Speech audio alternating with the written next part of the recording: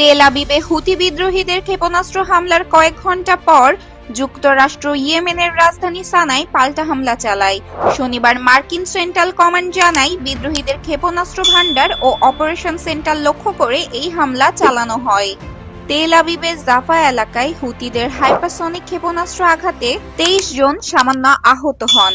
ইসরায়েলের সামরিক বাহিনী স্বীকার করে যে তাদের আকাশ প্রতিরক্ষা ব্যবস্থা এই ক্ষেপণাস্ত্র থামাতে ব্যর্থ হয়েছে। যুক্তরাষ্ট্র দাবি করে, লোহিত সাগরের ওপরে হুতিদের বেশ কয়েকটি ড্রোন এবং একটি জাহাজ বিধ্বংসী ক্ষেপণাস্ত্রও ভূপাতিত করা হয়েছে। এর আগে ইসরায়েল গত বৃহস্পতিবার সানা ও হোদেইদাহতে হুতিদের বিদ্যুৎ কেন্দ্র ও জ্বালানি স্থাপনায় হামলা চালায়, যেখানে 9 জন নিহত হয়। হুতিরা ফিলিস্তিনের প্রতি সংহতি জানিয়ে ইসরায়েলের ওপর ক্ষেপণাস্ত্র নিক্ষেপ করছে। জবাবে ইসরায়েল ও পশ্চিমা বাহিনী ইয়েমেনের বিদ্রোহী নিয়ন্ত্রিত স্থাপনায় হামলা চালাচ্ছে।